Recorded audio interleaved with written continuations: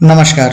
CBSE class 10th result series के 9वें video में आपका स्वागत है और इस वीडियो में हम बात करेंगे आज कि मार्क्स को कैसे अपलोड करना है और क्या प्रिकॉशंस फॉलो करने हैं।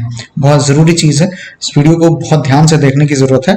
तो बात करेंगे आज उन स्टेप्स को जिनको फॉलो करना पड़ेगा, जैसे कि डाउनलोडिंग ब्लैंक मास्टर और उसमें डेटा एंट्री के बाद uploading of that particular data file, checklist generation और जरूरत पड़ने पे data editing, average mean report जो ओवरऑल एवरेज और सब्जेक्ट एवरेज की बात की हुई है पहले, उसको कैसे चेक करना है, क्या रिपोर्ट आएगी उसकी, और फाइनलाइजिंग ऑफ डेटा और उसके बाद जनरेटिंग फाइनल रिपोर्ट। तो इन विषयों पर बात करेंगे इस वीडियो पे।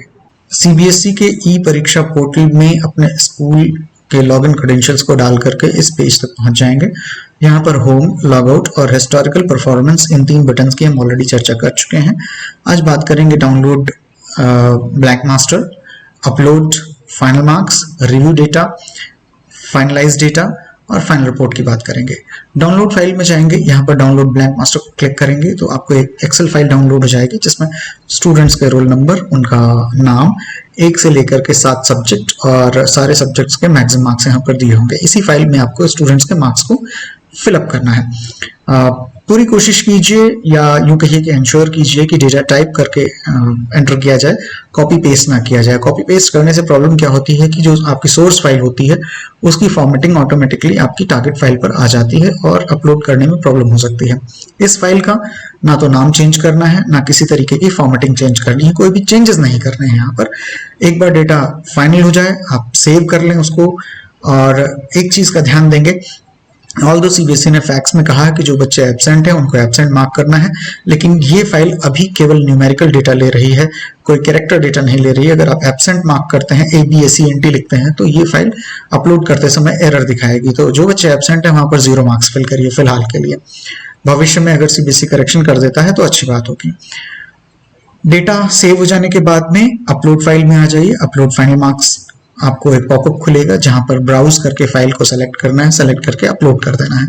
अगर कोई एरर नहीं है फाइल में तो फाइल सक्सेसफुली अपलोड हो जाएगी, और एरर है तो ये आपको एरर रिपोर्ट देगी। उन एरर्स को आपको अपनी फाइल में सुधार करना है और सुधार करने के बाद फिर अपलोड करना है। एक बार फाइल सक्सेसफुली अपलोड हो जाए तो फिर आ जाते हैं रिव्यू डेटा की तरफ। रिव्यू डेटा के पहले मैं बताना चाहूंगा कि ऑल्दो यहाँ पर लिख रहे हैं in case of correction modification you can री upload the file after necessary correction in file, लेकिन ये बता रहे हैं कि जब यहाँ पर एरर रिपोर्ट आएगी तभी आप फाइल को दोबारा अपलोड कर पाएंगे। अगर फाइल सक्सेसफुली अपलोड हो गई है तो आपको दोबारा फाइल को अपलोड करने का ऑप्शन नहीं मिलेगा।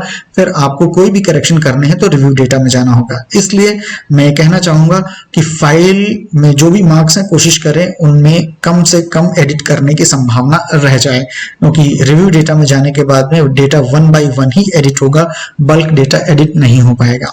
अब अपलोड करने के बाद रिव्यू डेटा में आ जाइए, यहाँ से चेकलिस्ट को जनरेट कर लीजिए। चेकलिस्ट जनरेट करने के बाद सभी बच्चों के मार्क्स को आप अपने रॉ डेटा के साथ टैली कर लीजिए कि किसी बच्चे के मार्क्स गलत तो नहीं यहाँ पर अपलोड हो गए हैं, कम ज्यादा तो नहीं हो गए हैं, परफेक्ट मार्क्स अपलोड हुए हैं।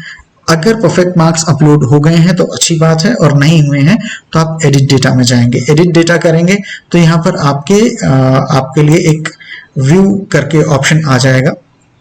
एक सेकेंड होल्ड कर लीजिए। ये देखिए व्यू मार्क्स। जब आप व्यू मार्क्स को यहाँ क्लिक करेंगे तो सारे स्टूडेंट्स के नेम, उनके मार्क्स और उसके सामने एडिट और अपडेट बटन मॉडिफाई डेटा करने के लिए बन करके आ जाएंगे। उसका इस्तेमाल करके आप बच्चों का मार्क्स को एडिट कर सकते हैं। एक बार आप एडिट कर लें उसके बाद फिर से चेकलिस्ट जनरेट करके मार्क्स को टैली कर लें। अब आ जाते हैं बहुत इंपॉर्टेंटली यहाँ फाइनलाइज डेटा। जब फाइनलाइज डेटा में आएंगे तो यहाँ मैं आपको एक टेबल खोल करके जरूर दिखाऊंगा। यहाँ पर डेटा को फाइनलाइज करने से पहले एवरेज मीन रिपोर्ट जरूर देख लें। एवरेज मीन रिपोर्ट को जरूर देख लें। इसको खोलेंगे तो यहाँ पर गेट डेटा आएगा। देखिए reference year versus current performance का डेटा आएगा। आपने गेट डेटा यहाँ किया तो इस तरीके से आपके सब्जेक्ट्स, उनके सामने कितने कैंडिडेट्स हैं, उन्होंने क्या मार्क्स स्कोर किए हैं, टोटल मार्क्स क्या हैं, और रेफरेंस ईयर का परफॉर्मेंस क्या रहा है वो यहाँ आ जाएगा, और करंट ईयर का परफॉर्मेंस आपके पास यहाँ पर आ जाएगा। अब देखिए ये जो भी डेटा अपलोड किया गया है ये डेटा परफेक्टली अपलोड है, क्योंकि यहां देखें रेफरेंस ईयर में 37.36 एवरेज है, ओवरऑल एवरेज है, ये ओवरऑल एवरेज दिया हुआ है और ये सब्जेक्ट वाइज एवरेज दिए हुए हैं। अगर बात करें करंट ईयर परफॉर्मेंस की तो ये 37.36 और ये 37.36 एक दूसरे से टैली कर जाता है, इसलिए डेटा परफेक्टली अपलोडेड है।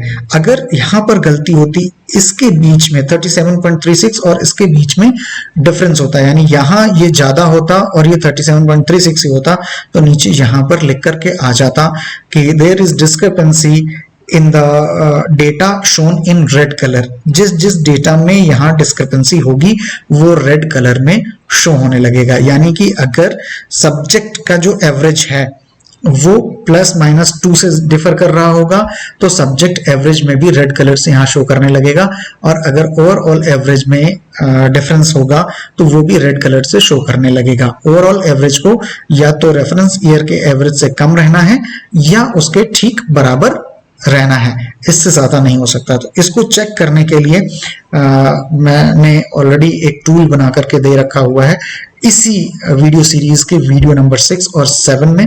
वहां से जाकर के गूगल ड्राइव की लिंक है, ड्राइव से उस टूल को डाउनलोड करके आप इस्तेमाल कर सकते हैं। आपको केवल डेटा एंट्री करना है, बाकी सारा कुछ चेक हो जाएगा, ऑटोमेटिकली हो जाएगा।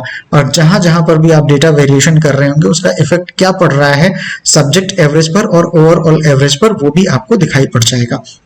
तो इसको परफेक्ट रखना है। एवरेज मीन रिपोर्ट को चेक कर लेने के बाद अगर आपकी एवरेज मीन रिपोर्ट परफेक्ट है तो फिर आपको डेटा को फाइनलाइज करने के लिए आगे बढ़ना चाहिए।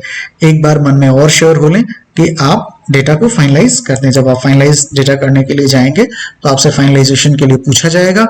हाँ, नीचे एक बार पुनः आपसे पूछा जाएगा कि आप डेटा को फाइनलाइज करने के लिए कंफर्म हैं या कैंसिल करना चाहते हैं। यहां पर आएंगे, आप फाइनलाइज डेटा करेंगे तो नीचे यहां लिख करके आ जाएगा कंफर्म फाइनलाइजेशन और एक तरफ लिखा रहेगा कैंसिल। यदि आप कंफर्म है तो आपको कंफर्म फाइनलाइजेशन कर देना है, नहीं तो कैंसिल कर देना है। और अगर आप फाइनलाइज कर देते हैं तो फिर यहां से आपको जनरेट रिपोर्ट कर लेनी है। डेटा फाइनल होने के बाद ही रिपोर्ट का जनरेशन हो पाएगा। आशा करता हूं कि इस वीडियो में बताया गया डिटेल्स आपके काम आएंगे। भविष्य में भी देखते रहें, सुनते रहें संग्राम सिंह को, जुड़े रहें हमारे YouTube चैनल महासा के साथ में।